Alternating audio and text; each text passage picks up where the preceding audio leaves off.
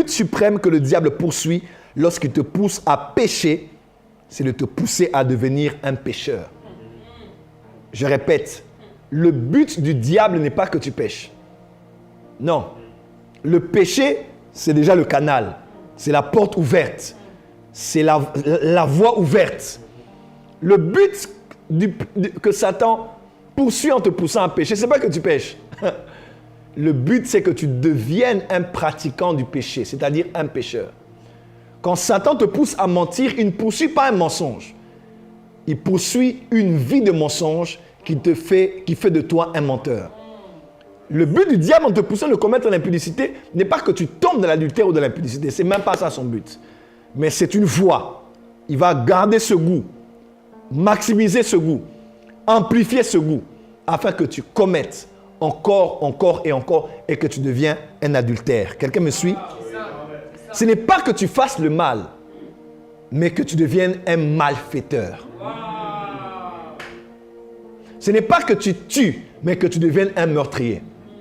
Le but du diable, c'est que tu deviennes comme il était au commencement. Ah, tu n'as pas compris. Le but de Lucifer, il sait ce qu'il a fait précipiter. Il veut que tu rates le ciel. Il veut que tu ailles en enfer. Il veut que tu sois avec la mort, les séjours des morts et les anges, ainsi que lui dans le feu éternel. C'est ce qu'il poursuit. Il veut que comme il a chuté, que tu chutes aussi. Qu'est-ce qu'il a fait chuter? C'était l'abondance des péchés qui s'est cristallisée en iniquité qu'on a vue en lui. Jusqu'au jour où l'iniquité fut trouvée en toi. C'est à cause de ça qu'il a été précipité. Et Satan sait que tu pécheras, mais Dieu t'aime. Son sang est là pour te purifier.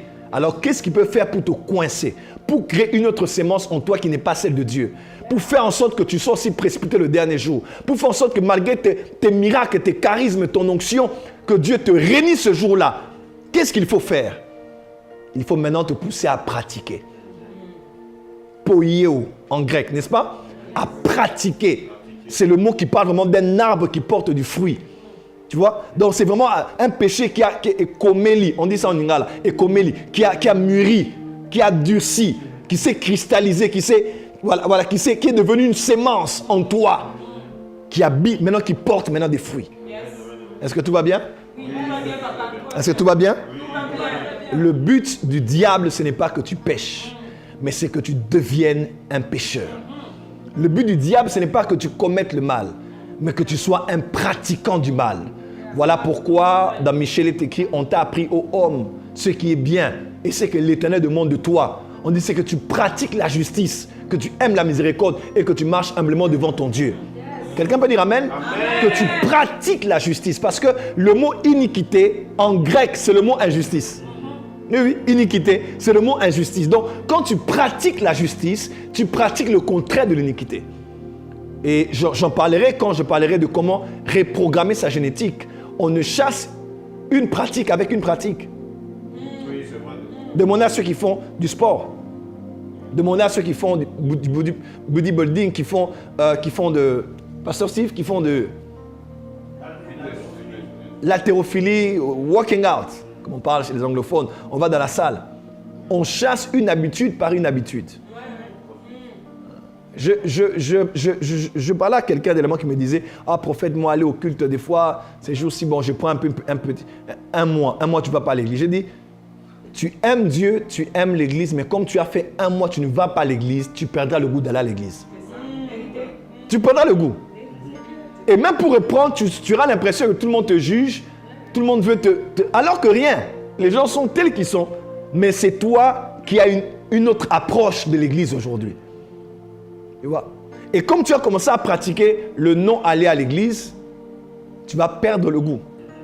C'est ainsi que d'autres gens, même jusqu'à aujourd'hui, ils ne vont jamais aller travailler dans une entreprise. Pourquoi? Ça fait longtemps qu'ils ont fini les études. Ça fait longtemps qu'ils ont été là en stand-by. Ils ont perdu le goût d'être en activité.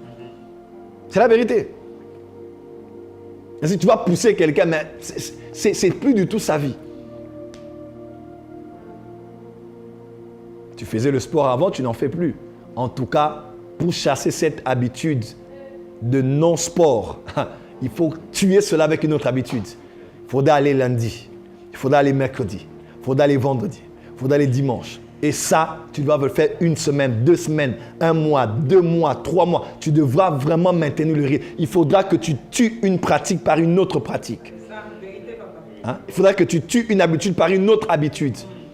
Tu ne prends jamais de l'eau, maintenant tu le disciplines. Je prends de l'eau aujourd'hui. Demain, tu verras que ça deviendra une seconde nature pour toi. Quelqu'un me suit? Est-ce que c'est clair? Comment avons-nous perdu l'habitude d'aller en boîte de nuit? Comment avons-nous perdu l'habitude? C'est parce que, aujourd'hui, si tu me parles de la boîte de nuit, en tout cas, Satan peut me tenter d'autre chose, sauf pour aller en boîte. Parce que je ne sais pas, je ne suis pas allé, ça fait peut-être plus de 30 ans. Je n'ai pas vu l'entrée d'une boîte de nuit dans ma vie. Quelqu'un me suit? Donc, j'ai perdu. Et même si Satan sait qu'il n'y a rien en moi de latent par rapport à la boîte de nuit. Parce que c'est totalement extirpé de ma personne.